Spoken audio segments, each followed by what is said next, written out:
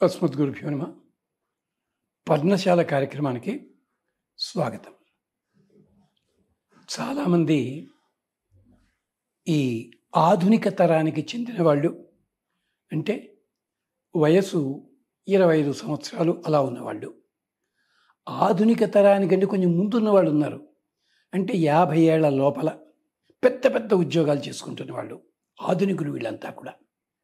వీళ్ళందరూ కూడా వేళాకోళంగా ఒక ప్రశ్న అడుగుతుంటారు. దానికి సమాధానం చెప్పడానికే పర్ణశాలలో మనం వేదనాదామృతం అనే దాంతో మొదలుపెట్టుకుని చెప్పుకుంటున్నాం. ప్రతిరోజు కూడా ఒక చిన్న సన్నివేశం తీసుకుని చెప్పుకుందాం. ఇది అంటే మీరు ఇంగ్లీష్ చదువుల్లో మిమ్మల్ని మించిన వాళ్ళు లేరండి పాపం. ఆఖరికి మీరు పుట్టి పెరిగిన చోట చదువు సరిపోక అడుక్కు తినేనా చదువుకోవాలని చెప్పి ఇతర దేశాలు పెడుతున్నారు పాపం. ఇక్కడ మీ ఇంట్లో అన్ని ఏర్పాట్లు చేస్తారు, టైం టు టైం అని పెడతారు. కాదు, అక్కడికి వెళ్ళి ఒకటే వస్తువు కొనుక్కుని వారం రోజుల పాటు ఫ్రిడ్జ్లో పెట్టుకు తింటూ ఉంటాం. సగం దాకా దాంట్లో పెట్టుకున్నాం. అలాంటి లైఫే చాలా ఇష్టం మనకి. ఇతర దేశాలు కదండి పాపం. అందుకని ప్రాచీన కాలంలో కూడా ఇతర దేశాలు వెళ్ళారు. మళ్ళీ తిరిగి వచ్చి భారతదేశానికి వచ్చి అందరికీ క్షేమం కలిగించారు.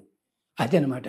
మనం ఇక్కడుండగా కాఫీ చల్లారిపోయిందని విసిరి కొడుతుంటాం. అక్కడికి వెళ్ళి ఆ చల్లారిని కాఫీని మళ్ళీ స్టవ్ మీద పెట్టుకుని మళ్ళీ తాగి చేస్తుంటాం పాపం.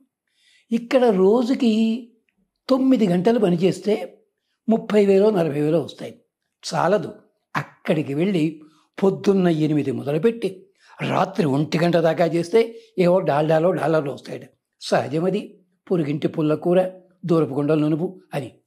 అలాంటి వాళ్ళంతా అడిగే ప్రశ్నలకి సాత్వికమైన సమాధానం, సామాజిక పరంగా ఉండాలి, శాస్త్రపరంగా ఉండాలి.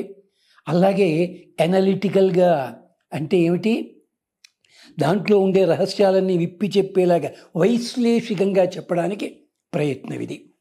ఓ సరదా చిన్న ఎపిసోడ్ చెప్పుకుని దాంట్లోకి వెళదాం. ఒకసారి, అప్పటికి నేను పుట్టలేదు, మా ముత్తాతగారు కూడా పుట్టలే. అది ఒక పెద్ద ఆయన చిన్న కుర్రాడు, 5 ఏళ్ల కుర్రాడు, వాడిని తీసుకెళ్తే స్నానానికి వెడుతున్నట్ట. వెడుతుండగా ఆ పిల్లాడు ఒక ప్రశ్న వేశాడు. నాన్న, నీళ్లలో చేపకి ఈదడం ఎవరు నేర్పారు? తెలియదు నాయన అన్నాడు తండ్రి. అయిపోయిందా? అక్కడికి వస్తుండగా ఒక తప్ప జుమ్మని ఎగురుతోంది. కొన్ని పూల మీద వాళ్తోంది, కొన్ని పూల మీద వాళ్తల్లా. మనవాడు అడిగట్ట, అదేం నాన్న, పువ్వులన్నీ ఒకలాగే ఉంటాయి కదా, ఇదేమో అవుతాడు వాళ్తాడు. లేదురా, తెలియదురా బాబు. మళ్ళీ అడిగాడు ఇంకో ప్రశ్న. నాకేమో ఆకలి అయితే ఆకలి అని ఏడుస్తా కదా, మరి ఆవు దూడ ఏదో సౌండ్ చెప్తుంది, ధ్వని ఇస్తుంది, అమ్మా అంటుంది, ఆవు పరిగెత్తుకెడుతుంది, ఇదేమి నాన్న? ఇలాంటి ప్రశ్నలన్నీ వేస్తూ ఆ మహానుభావుడు ఓ సరదా మాట అడిగాడు. కొంచెం వయసు వచ్చింది ఆ కుర్రాడికి. ఎన్నేళ్ల వయసు అంటే కొంచెం 7 ఏళ్ళు 6 ఏళ్ళు వచ్చాయి. అప్పుడు అడిగాడు, నాన్న, నేను గోరుందనుకో, గోరు విరిగిపోతే పెంట మీద పారేయమంటావు కదా. అవును నాయన, గోళ్ళు జుట్టు ఇంట్లో అట్టే పెట్టుకోకూడదు. ఓహో, మరి మన పక్కింటి పెద్ద ఆయన పెద్ద పులిగోరు పథకం అని చెప్పి పులిగోరు బంగారంలో పెట్టి మెళ్ళలో వేసుకుంటే మీరంతా పూజలు చేశారేమిటి?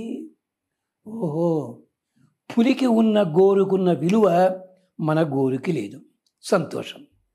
మన జుట్టు ఊడిపోతే ఇంట్లో అట్టే పెట్టుకోం, అవతల పారేస్తాం. అదే జుట్టు అంటే రోమములు కదా, గొర్రెకి ఇలాంటి వాటికి ఉన్న రోమములు పీకి స్వెట్టర్లు కుట్టించుకుంటాం మనం బాబా జాగ్రత్తగాను. ఓ సంతోషం.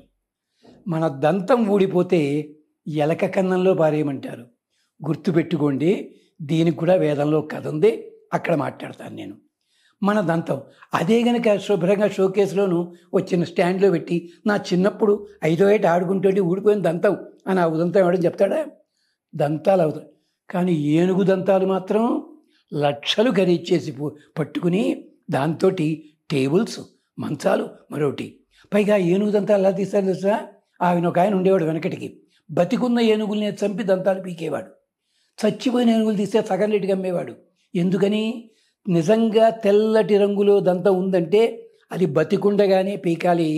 ఏనుగు మరణించే పీకితే కొంచెం బ్రౌన్ కలర్ వస్తుంది, ఆయన పేరు ఆయన నాకేం ఫ్రెండ్ ఏం కాదు, పైతరం పెద్ద మనిషి ఆయన. గొప్ప ఆయన కోసం పోలీసులు సత్యాలే వెతికేవారు ఆ రోజుల్లో. అంటే ఏనుగు దంతం మాత్రం అలా చేసుకుంటావా, పెద్ద పులిగోరు ఇలా చేసుకుంటావా? అలాగే తెలుగు రాష్ట్రంలో ఒక ఊరు ఉండేది, అక్కడ ఊరినిట దొంగలే ఉండేవారు. ఒక కొత్త ఆఫీసర్ వచ్చాడు, ఆ దొంగని పట్టుకుని చితగ్గొట్టేస్తుండే అయ్యో అమ్మ కూడా అంటలేదు వాడు. ఆఫీసర్ డౌట్ వచ్చింది, ఇదేమిటి దెబ్బలు ఎందుకు కొడుతుంటే. తర్వాత వాడెవడో ప్రెస్ రిపోర్టర్ చెప్పాడు, మా ఊళ్ళోనండి మా వయసున్న వాళ్ళమండి ఉడుము రక్తం తెచ్చుకుని కాచి తాగుతామండి, తద్వారా మా ఒంటి మీద ఎన్ని దెబ్బలు పడ్డా మాకేం తెలియదండి అన్నాడు. అంటే ఉడుము తాలూకు రక్తం వల్ల ఈ ఉపయోగం ఉందా? అలాగే పావురం రక్తం వల్ల పెరాల్స్ వచ్చిన పేషెంట్లకి మందులా వాడేవారు ఒకప్పుడు, ఆయుర్వేద వైద్యులు తెలిసే ఉంటుంది. మన రక్తం ఎవడైనా తీసుకుంటాడండి? తీసుకునే ముందు 110 సార్లు ఆలోచిస్తాడు, తేడా వస్తే కొంపలు అంటూ ఉంటాయని చెప్పి. అందుకని అంటే మన జుట్టు మనకి తప్ప పనికిరాదు, మన గోరు మనకి తప్ప పనికిరాదు. మన జుట్టు అలా అయ్యింది, దంతాలు మనకుంటే. మరి పెద్ద పులి చర్మము, జింక చర్మము తెచ్చుకుని షోకేసుల్లో గోడకి వేలాడదీసి ఇవన్నీ చేస్తాం. మన చర్మంతో ఎవరైనా చెప్పులు కుట్టించుకుంటా అండి? లేదే. ఏమిటండి విచిత్రం? జంతువులకున్నపాటి విలువ మనిషికి లేదా? కానీ మనిషి అంటాడు నేను చాలా గొప్పవాడిని అంటాడు. ఏమిటండి ఈ ప్రశ్న అడిగారు? ఒక పిల్లవాడు అడిగాడు. ఆ పిల్లవాడు ఎవరో తెలుసా బాబు? ఆదిశంకరాచార్యుల వారు. తర్వాత వారి గ్రంథంలోనే దీని మీద సరదాగా చక్కటి శ్లోకాలు కూడా మనకు అందించారు. మరిన్ని విశేషాలు మళ్ళీ చెప్పుకుందాం, కలుద్దాం. స్వస్తి.